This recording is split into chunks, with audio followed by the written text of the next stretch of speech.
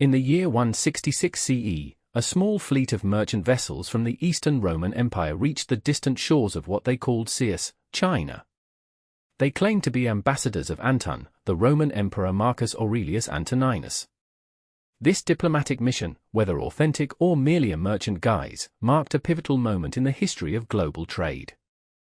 The merchants brought glassware, silver, and other Roman luxuries, departing with precious Chinese silk.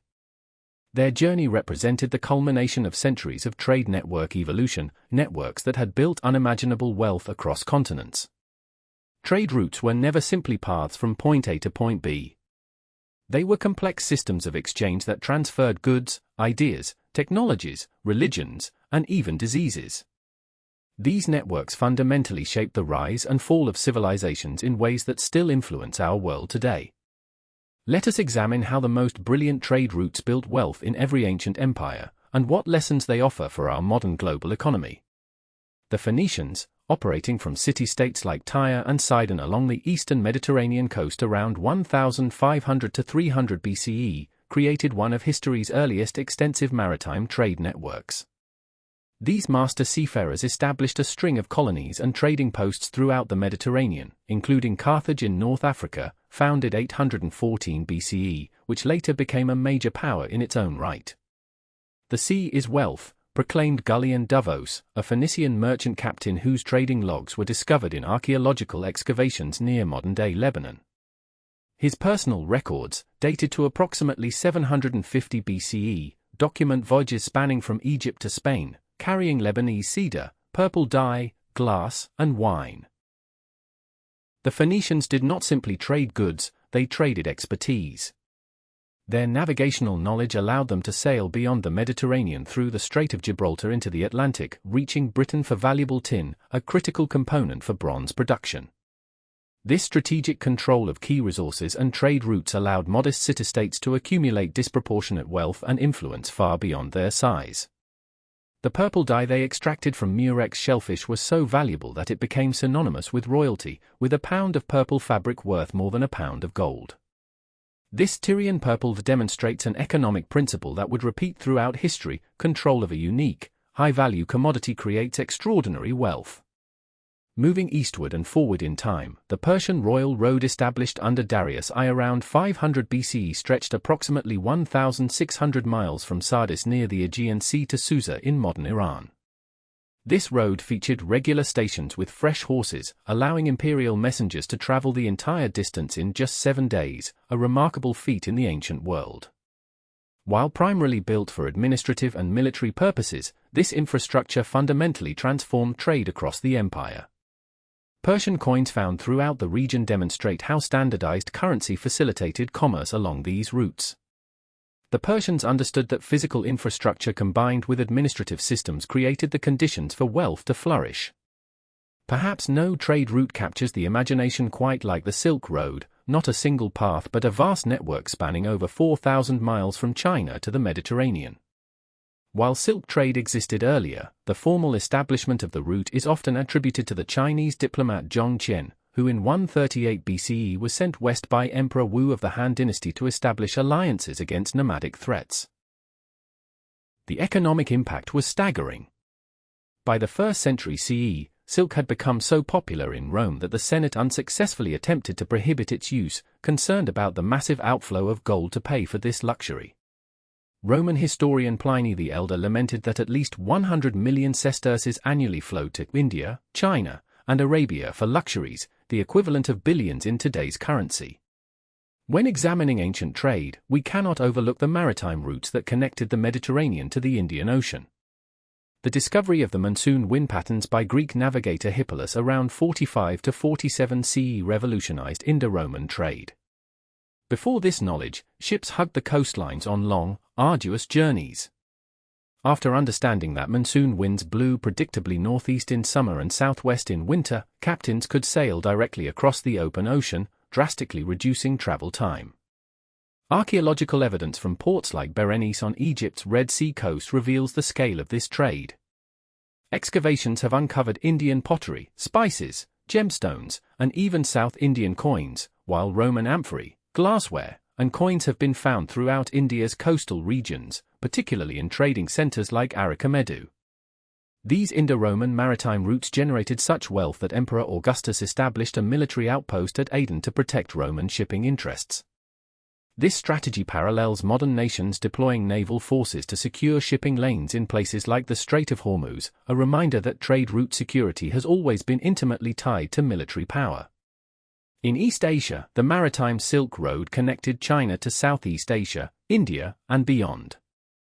During the Song dynasty 960–1279 CE, Chinese maritime trade reached unprecedented heights with the development of the compass and improved shipbuilding techniques. Chinese merchants exported silk, porcelain, and tea in exchange for spices, ivory, and tropical hardwoods.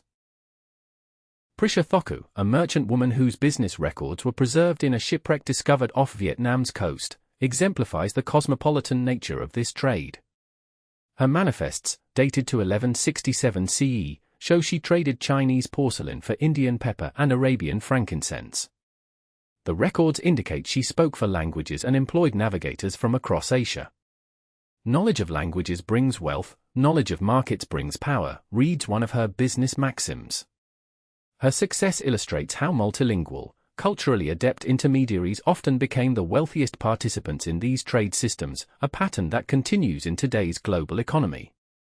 No examination of ancient trade routes would be complete without mentioning the remarkable trans-Saharan camel caravans that connected Mediterranean North Africa with sub-Saharan West Africa.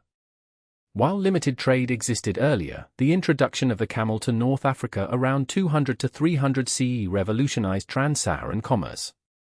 By the 8th century CE, organized caravans regularly crossed the desert, bringing gold, ivory, and slaves northward in exchange for salt, textiles, and metalware. The salt mines at Tagaza in the Central Sahara were so valuable that salt was literally worth its weight in gold in the markets of Timbuktu and other Sahelian trading centers. The wealth generated was extraordinary. When Mansa Musa, emperor of the Mali Empire, made his famous Hajj to Mecca in 1324 to 1325 CE, he distributed so much gold along his journey that he caused inflation in the economies of Egypt and Arabia, perhaps history's most dramatic display of African wealth derived from control of trade routes. In Mesoamerica, while separated from the Old World trading systems, the Maya and later Aztec civilizations developed their own sophisticated commercial networks. Archaeological evidence shows obsidian from the Mexican highlands was traded throughout Mesoamerica as early as 1200 BCE. By the classical Maya period, 250 to 900 CE, luxury goods like jade, quetzal feathers, and cacao beans, which functioned as currency, moved through regular trade networks linking cities across the Yucatan Peninsula and beyond. The strategic coastal trading center of Zikalango exemplifies how control of key nodes in these networks generated enormous wealth. Situated at the confluence of maritime and riverine trade routes, it served as a gateway between Maya territories and central Mexico, with archaeological evidence showing goods from across Mesoamerica concentrated there. What made these ancient trade routes truly brilliant was not just the exchange of goods but the complex systems that developed around them. Consider 4 key innovations. First, financial instruments. By the 6th century BCE, Babylonian merchants had developed rudimentary banking systems and promissory notes. Greek and Roman traders used letters of credit to avoid transporting large quantities of coins. These financial innovations reduced risk and increased trade volume, just as financial services facilitate global trade today. Second, diplomatic and legal frameworks. The Phoenicians developed complex treaties with trading partners across the Mediterranean. The Achaemenid Persian Empire standardized weights, measures, and coinage across their territories. These administrative systems reduced transaction costs and created predictable environments for merchants, similar to how international trade agreements function in our modern economy. Third, infrastructure investment. The Romans constructed over 250,000 miles of roads, including 50,000 miles of paved highways linking their empire. Han Dynasty China built canals connecting major river systems. These massive public works facilitated commerce on unprecedented scales, comparable to today's container shipping networks and digital infrastructure. Fourth, protection mechanisms. the Byzantine Empire maintained fire beacons along the Cilician coast to warn ships of pirate activity. The Tang dynasty in China established garrison towns along the Silk Road. These security systems were essential for trade to flourish, just as cybersecurity and intellectual property protections are vital for modern commerce. The brilliance of these trade routes extended beyond economic impact. They facilitated profound cultural exchanges that transformed civilizations. Buddhism traveled from India to China and Japan along the Silk Road. Greek philosophical texts preserved by Arab scholars made their way to medieval Europe via Mediterranean trade networks. Paper, originally invented in China around 105 CE, reached Samarkand by 751 CE and spread to Europe through Arab trade connections. These cultural and technological transfers often created more lasting value than the traded commodities themselves. When Chinese paper-making techniques reached Europe in the 12th century via the Islamic world, they laid the foundation for the printing revolution that would transform European society. This pattern, where traded technologies create more value than traded goods, continues today with the global exchange of software and intellectual property. However, trade routes also spread disaster. The plague of Justinian, 541 to 549 CE, which killed an estimated 25 to 50 million people across the Byzantine Empire and beyond, traveled along maritime trade routes from East Asia. Similarly, the Black Death in the 14th century followed Mongol-protected trade routes from Asia to Europe. These pandemics demonstrate the vulnerability created by interconnected trade systems, a lesson painfully reinforced by the global spread of COVID-19 along modern travel networks. The decline of these brilliant trade routes offers equally important lessons. When the Western Roman Empire collapsed in the 5th century CE, Mediterranean trade contracted dramatically. Archaeological evidence shows a precipitous drop in shipwrecks between the 2nd and 7th centuries, indicating a massive reduction in maritime commerce. Political fragmentation, declining security, deteriorating infrastructure, and monetary instability all contributed to this contraction. Trade did not disappear, but it diminished to a shadow of its former scale. This historical pattern shows how trade systems require stable political environments to flourish, and how quickly they can contract when those conditions change. The Mongol conquests of the 13th century provide a contrasting example. Despite their violent expansion, the Mongols established the Pax Mongolica, a period of relative stability across Eurasia that revitalized the Silk Road. Under Mongol protection, merchants like Marco Polo could travel from Venice to China. This renaissance of Eurasian trade demonstrates how security and political integration, even when achieved through conquest, can dramatically expand commercial networks. What lessons do these brilliant ancient trade routes offer our modern world? First, control of key commodities and trade nodes creates disproportionate wealth and influence. The Phoenicians leveraged their naval expertise to control Mediterranean trade. Venice grew wealthy by dominating trade between Europe and the Levant. Today, we see similar patterns with countries that control crucial resources like rare earth minerals or key infrastructure like internet exchange points. Second, successful trade systems require both physical infrastructure and institutional frameworks. The Persian Royal Road combined physical construction with standardized administrative systems. Roman commercial law provided predictability for merchants across the empire. This principle explains why modern trade agreements focus not just on tariffs but on regulations, standards, and intellectual property rights. Third, trade routes transfer ideas and technologies that often create more lasting value than the goods themselves. Paper, gunpowder, and printing all spread through Eurasian trade networks, transforming societies that received them. In our modern context, this suggests that the exchange of knowledge, expertise, and innovation through global networks may ultimately prove more valuable than the physical goods being traded. Fourth, trade routes are vulnerable to both security threats and disease. Piracy in the Indian Ocean periodically disrupted Indo-Roman trade. The spread of pandemics along trade routes caused devastating demographic and economic damage. These historical vulnerabilities highlight the importance of both physical and biological security in maintaining global commerce, a lesson the COVID-19 pandemic forcefully reinforced. Finally, the most successful trading civilizations were those that remained adaptable.